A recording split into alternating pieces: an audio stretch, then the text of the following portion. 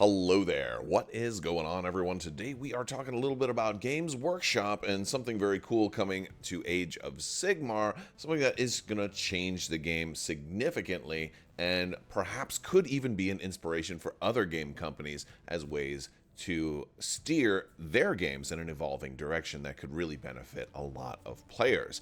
We're talking about the Generals Handbook for 2025-2026, the Scourge of Ghyran. Hopefully I'm saying that right. I don't I don't have pronunciation on all of these words, but the Scourge of Ghyran is a theme for the 2025-2026 season, and it's coming with this General's Handbook. It's going to involve a lot of stuff. We're going to talk about some of the really cool things that they're doing in this pack, and also speculate on what it might look like if other game companies were to adopt this, and how it might look in like Star Wars games, for example.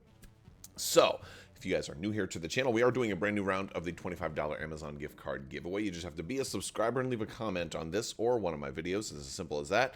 And you can win a $25 Amazon gift card to put towards a game or gaming expansion or General's Handbook of your choice. I typically let these run for about 2 weeks, and I'll have the winners announced at the end of my video, so make sure you watch all the way to the end. All right, so what is the Scourge of Ghyran? So that's a theme. They're returning to the realm of life. There's a narrative that goes along with Age of Sigmar and with a lot of Games Workshop games. And if you're not as interested in the narrative, I don't think it's crucial. The game mechanics part is the part that I'm personally more interested in, and that's what I'm going to be talking about in this particular update. So in the past, they have done General's Handbooks, basically every year. And this is basically a flavor of the year and a way to have organized play, have a certain theme, and also a way to change up the game and to give you, some different objectives to play, so the game doesn't grow stale. And that's a very good thing. A lot of games will have patches or errata or points updates, and to be fair, they do points updates also, but those are separately since they're all controlled through the app. There's no errata involved with most of it. Although there sometimes is still errata that will happen in the app. But most of what you're going to see here is separate changes. This is a theme, a mutator, if you will, an optional way to play the game. And I say optional because you can play standard Age of Sigmar 4th edition. You can even play older editions if you want. And you can go back and run older General's Handbooks. You can maybe run the 2023-2024 book if you were playing 3rd edition. You can run the 2024-2025 book is what we're playing right now. And all of these add something new. For example, in the 2024-2025 General's Handbook, it gave us our different missions, and you have a card for every type of mission. It sets up how the battlefield is and how you are going to score, and if there's anything special about this particular field of battle. But in this case, there's more than just new battlefields and new tactics. In the 2024-2025 book, we also had an honor guard that was a special little thing that you could do when you were setting up. You could have one guy have special powers.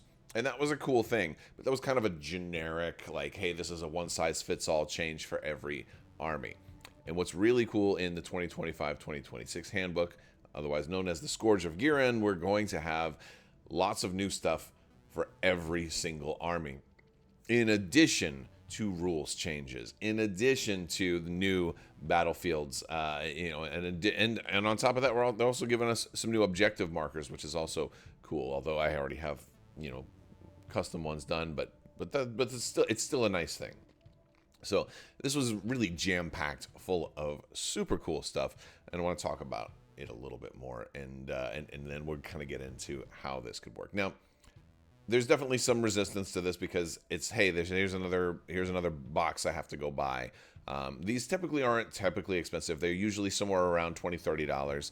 This one may end up being a little bit more because I expect it to be thick if it has cards for every single army. So this one could potentially be a little bit more.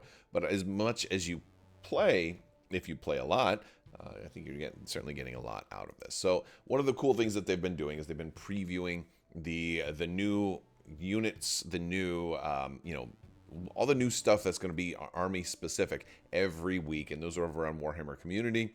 And and you can look at these for free, which is really cool. And so they have a whole list of them. They're almost done. So at the time of this one, Ogre Maw Tribes I think are coming out tomorrow as of the time that I'm filming this. So there'll be even more by the time you see this.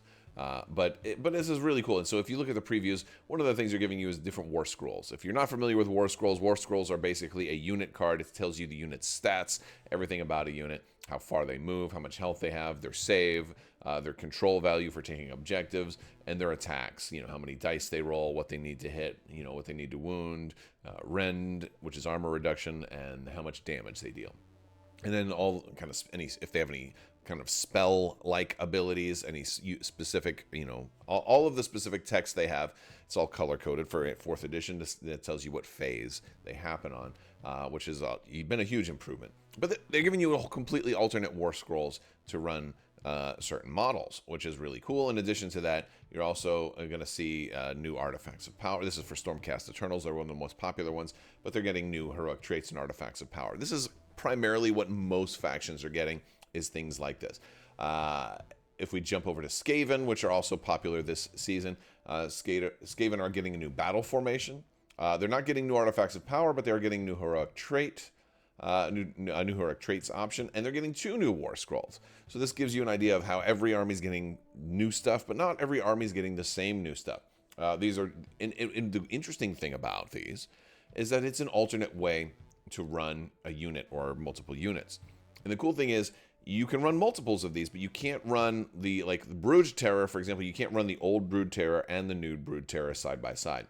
If you're using these, you have to use them exclusively. So if you're going to run this new Brood Terror, but you wanted to run a double Brood Terror list, you can only run the new Brood Terrors as your Brood Terrors.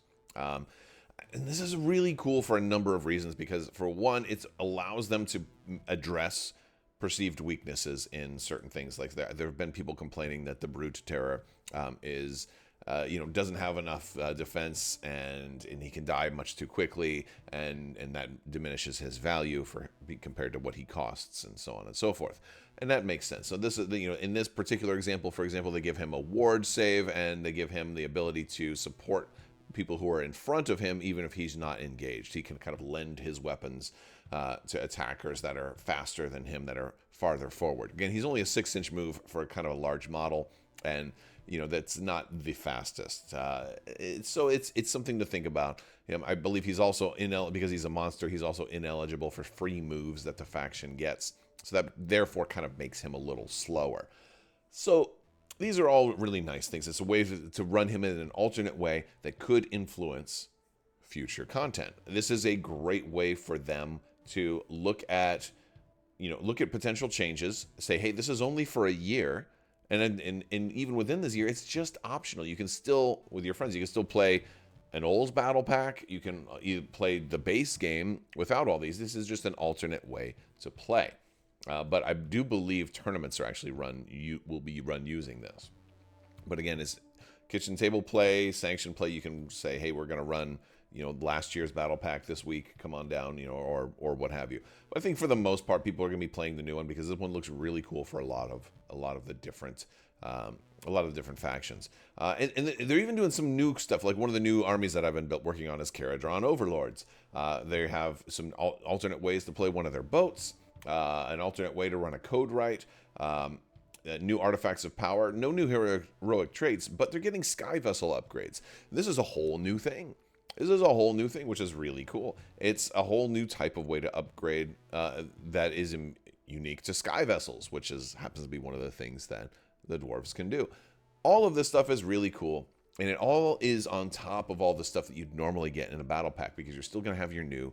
You're still going to have all of your new maps. You're going to have your rules changes. They're doing really interesting rules changes to how all-out attack and all-out defense work. Big changes to those. All-out defense is now just for a single source of attack. So if 3 different people are all going to attack you and you all-out defense, you better pick one person or one unit that's attacking you, and you'll only be able to use it against that unit's attacks for this phase. Or all-out defense all-out attack is a little different too, because all-out attack, while it still gives you the +1 to hit, it also lowers your defense. So they're trying out a lot of interesting rules changes. I think this is going to be a massive change. I think it's going to help certain factions that were struggling a little bit. I think Caradron Overlords specifically are going to be doing a little bit better in this particular year. So it's really exciting to see all these new changes and everything that they're doing, and they've gone above and beyond by having all this unit and army specific stuff. So how could this impact other games? Well, I would love to see other companies kind of take a page from this and do similar things. Now, we do see some similarities in other games, like points adjustments and balance changes. Those things already happen all the time. And the thing is, those things happen in Warhammer regardless of the 2025, 2026 Generals Handbook. So those things already happen separately. But I would love to see them kind of look at a single year pass of, hey, this is a flavor for this coming year. And it's not just thrown on us. This was announced at Adepticon, and they've been every day over the past couple of weeks, they've been dropping little teasers, getting people primed for, hey, these are some changes that are coming. These are some changes that are coming. There's a lot of really cool things about this. For one, it doesn't require you to buy new models. That's a big thing, because now you have an alternate way to run maybe droidicas. Maybe you have an alternate way to run Obi-Wan Kenobi. Maybe you can run like, hey, this is an wiser, maybe this is Jedi Master Obi-Wan Kenobi. We're going to try him out. You run your same Obi-Wan Kenobi, but you can run him as a master.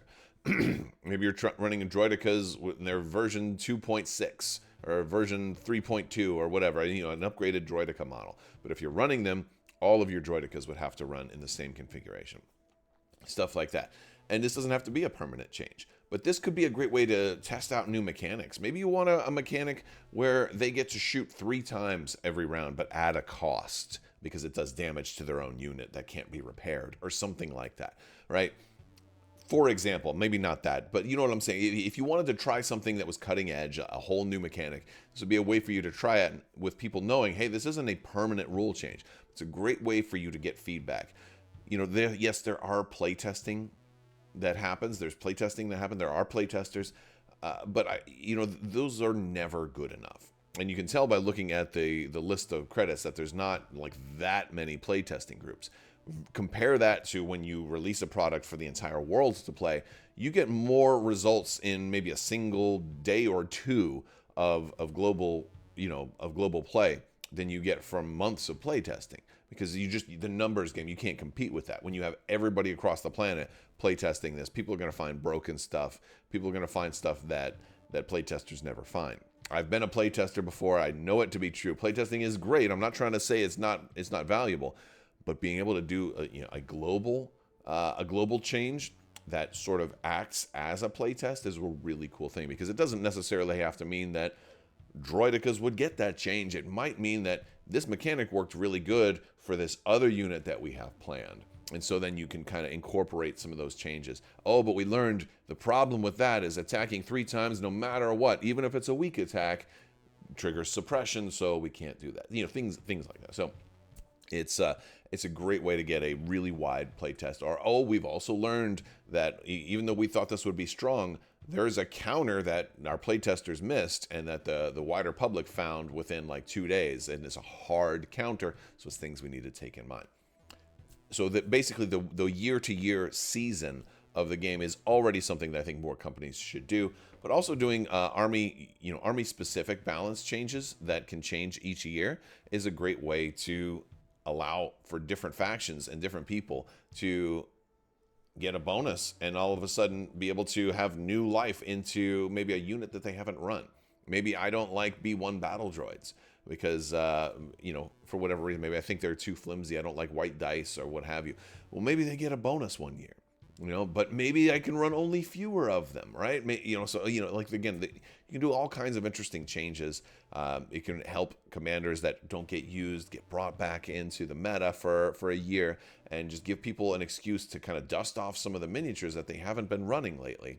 And it would be a great way to address faction imbalances, and and try new things. So I think it would be a really cool option for more companies to try start doing things like this. And again, it doesn't even have to apply to only ground games. It could also apply to space games. It could apply to games in different universes. It doesn't just have to be Star Wars or Warhammer. It could be all kinds of different things. So let me know some of your thoughts on things that you would like to see companies try. And if you are a Warhammer player, are you looking forward, if you're playing Age of Sigmar, are you looking forward to the Scourge of Ghyran? And what are some of the pros and cons to a system like that maybe I have missed? Let me know down in the comment section below.